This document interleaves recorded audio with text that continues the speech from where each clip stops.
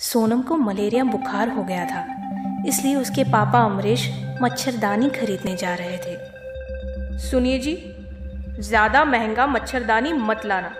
तुम्हारी लड़की बस 2-4 दिन मच्छरदानी लगाएगी, फिर फेंक देगी। नहीं पापा, मैं लंबे समय तक मच्छरदानी का इस्तेमाल करूंगी। अच्छी मच्छरदानी लेकर आना। अमरीश मच्छरदानी की दुकान पर गया, जहां नई और पुरानी दोनों तरह की मच्छरदानियां बिक रही थी। भाई साहब, नई और पुरानी मच्छरदानी में कोई फर्क नजर नहीं आ रहा है। इनकी क्वालिटी में ज्यादा फर्क नहीं है। आप पुरानी मच्छरदानी बेफिक्र होकर लेके जा सकते हैं। वो कोने में रखी मच्छरदानी खरीद लो, बिल्कुल नई जैसी है, सस्ते रेट में लगा दूंगा। दुकानदार ने जो मच्छरदानी सजेस्ट की वो अमरीश को भी पसंद आई और अमरीश वही मच्छरदानी खरीदकर अपने घर ले गया। उस रात सोनम मच्छरदानी लगाकर सो गई। आधी रात को सोनम चौंक कर उठ गई जब उसे लगा कि चारपाई के नीचे से किसी ने उसकी पीठ में कुछ चुभो दिया है। सोनम ने अपनी पीठ पर हाथ लगाकर देखा तो उसकी उंगलियों पर खून आ गया। सोनम ने तुरंत चारपाई के नीचे देखा। नीचे एक भूतनी चाकू लिए लेटी थी और मुस्कुरा रही थी। सोनम चीखते हुए मच्छरदानी से बाहर भागी। पापा उठो, मेरी चारपाई के नीचे कोई है। कौन है तुम्हारी चारपाई के नीचे? अमरीश ने मच्छरदानी के अंदर घुसकर चारपाई के नीचे देखा। यहाँ तो कोई नहीं है। पापा, यहाँ चुड़ैल थी, उसने मेरे पीठ में कुछ चुभो दिया। सोनम की मम्मी पापा ने सोनम की पीठ पर देखा, लेकिन पीठ पर कोई निशान नहीं था। सोनम की उंगलियों से खून भी गायब हो चुका था। इसका दिमाग सठिया गया है, खाली मूली नींद खराब कर रही है। कोई लड़का तो नहीं बुला लिया तूने मच्छरदानी के अंदर? क्या बकवास कर रही हो माँ?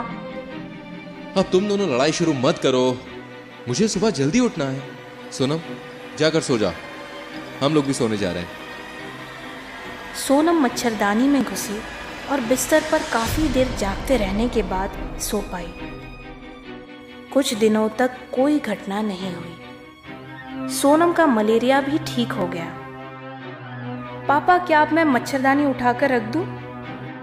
नहीं सोनम, जब तक मच्छर नहीं खत्म हो जाते तब तक मच्छरदानी लगाते रहो, तुम्हें दोबारा बुखार हो सकता है। सोनम को मच्छरदानी लगाने का मन तो नहीं था, लेकिन फिर भी अपने पापा के कहने पर उसने मच्छरदानी लगाना जारी रखा। एक रात जब सोनम गहरी नींद में सो रही थी तो एक आवाज उसके कान में फुसफुसाई। ये मेरी मच्छरदानी है। सोनम चौंक कर उठ गई। कौन है? सोनम मच्छरदानी से बाहर निकलकर अपने पापा के बेड के पास गई, लेकिन उसने अपने मम्मी पापा को जगाया नहीं। कहीं मैंने कोई सपना तो नहीं देखा? मम्मी फिर से मुझे डांटेगी। सोनम कुछ देर खड़ी रही और फिर वापस जाकर चारपाई पर लेट गई। कुछ देर बाद किसी ने सोनम की पीठ में कुछ चुभाया। जब सोनम की आंख खुली तो उसने देखा कि मच्छरदानी की छत पर भूतनी लेटी हुई है और उसी की तरफ देख रही है। ही ही हा हा हा, कैसी हो? सोनम तुरंत मच्छरदानी से बाहर कूद पड़ी और दौड़ते हुए अपने मम्मी पापा के पास पहुंची। क्या हुआ सोनम? मच्छरदानी के ऊपर चुड़ैल लेटी हुई है। तीनों लोग सोनम की चारपाई के पास गए तो उन्होंने देखा कि मच्छरदानी के अंदर एक भूतनी चारपाई पर बैठी है। ये मेरी मच्छरदानी है, जो भी इसमें सोएगा मैं उसे जिंदा नहीं छोड़ूंगी। सोनम का परिवार तुरंत घर से बाहर भाग गया और अपने मोहल्ले में रहने वाले तांत्रिक के पास पहुंचा। तांत्रिक बाबा, हमारे घर में कोई चुड़ैल आ गई है। कुछ दिन पहले मैं एक मच्छरदानी लेकर आया था, उस मच्छरदानी पर किसी चुड़ैल का साया है। तांत्रिक अमरीश और मोहल्ले के कुछ और आदमियों के साथ उसके घर पहुंचा। तांत्रिक ने चुड़ैल पर भस्म डाला और कई मंत्र पढ़कर किसी तरह चुड़ैल को बात करने के लिए राजी किया। कौन है तू और इस घर में क्यों आई है? मेरा नाम अपूर्णा है और मैं इस घर में इस मच्छरदानी की वजह से आई हूँ। मेरे पापा रघुवंश चौबे की मच्छरदानियों की दुकान है। वे ऊपर से बड़े सभ्य और सामाजिक दिखते हैं, लेकिन अंदर से पत्थर की तरह कठोर हैं। मैं अपनी मर्जी के लड़के से शादी करना चाहती थी, जिसे मैं प्यार करती थी, लेकिन मेरे पापा को वो लड़का पसंद नहीं था। मैं अक्सर छत पर मच्छरदानी लगाकर सोया करती थी। एक रात पापा ने मच्छरदानी के अंदर मुझे मेरे बॉयफ्रेंड के साथ देख लिया। किसी तरह मैंने अपने बॉयफ्रेंड को भगा दिया, लेकिन पापा ने उसी रात गला घोंटकर मच्छरदानी के अंदर ही मुझे मार डाला। मुझे न्याय चाहिए। जब तक मुझे न्याय नहीं मिलेगा, मेरी आत्मा ऐसे ही भटकती रहेगी। मोहल्ले के वकील ने रघुवंश चौबे पर हत्या का केस दर्ज किया और कई महीने केस लड़कर रघुवंश को उम्र कैद की सजा दिलाई। तब अपूर्णा की आत्मा ने मच्छरदानी का पीछा छोड़ा। रानी और आकाश मल्होत्रा आगरा में डिस्ट्रिक्ट कोर्ट में लॉयर थे। दोनों पति पत्नी ने काफी पैसे लगाकर एक शानदार कोठी बनाई थी। आखिर इतने सालों बाद हमारा सपनों का घर तैयार है, जैसा हमने कभी सोचा था। हाँ, आयुष जब अमेरिका से लौटेगा तो इस बार उसका स्वागत नए घर में होगा। रानी को बिल्लियां पालने का शौक था।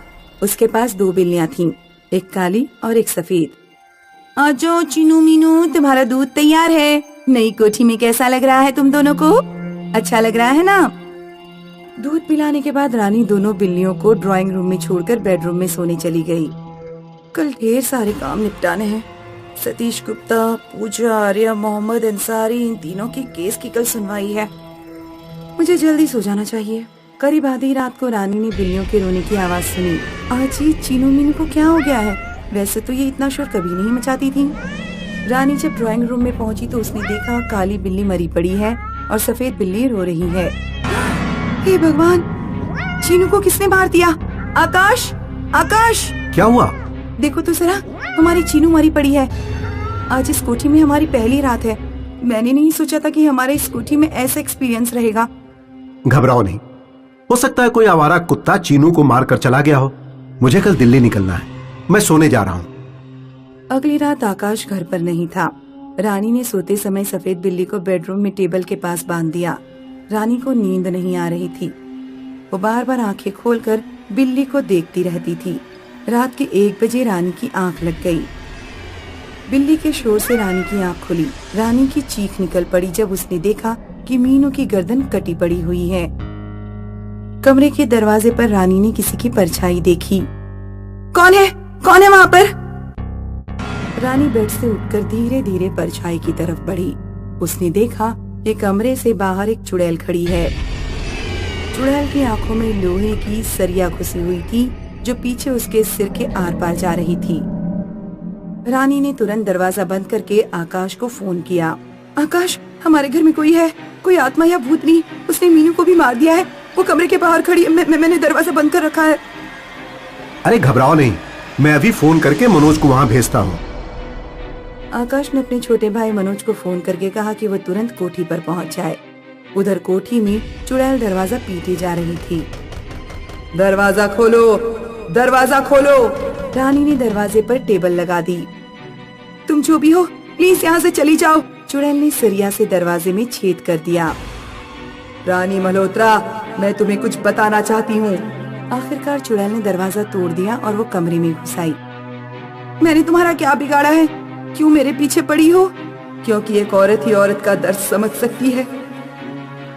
जिस शानदार कोठी में तुम रह रही हो, इसे बनाने में मैंने भी सहयोग दिया था। मेरा नाम लक्ष्मी है। कोठी बनते वक्त एक मजदूर के रूप में मैंने यहाँ काम किया था। मेरी शादी होने वाली थी। मैं एक मजदूर थी, लेकिन जिंदगी को लेकर मेरे भी कुछ सपने थे। लेकिन उस कमीने ठेकेदार राजेश मिश्रा ने मेरे सपनों पर पानी फेर दिया। क्या किया राजेश ने तुम्हारे साथ? राजेश अक्सर मुझे छेड़ता और मेरे साथ मजाक करता था।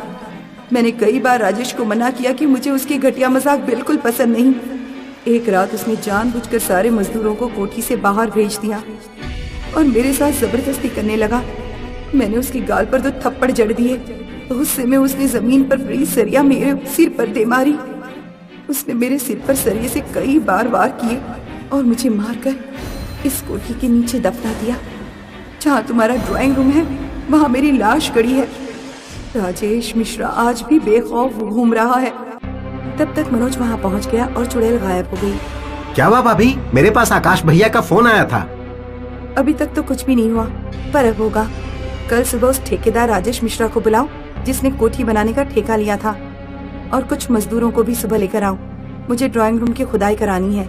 रानी ने राजेश मिश्रा के खिलाफ केस दर्ज किया। जांच पड़ताल के बाद राजेश पर आरोप सही साबित हुआ और उसे उम्र कैद की सजा हुई। मैं उम्मीद करती हूँ कि अब लक्ष्मी की आत्मा को शांति मिली होगी।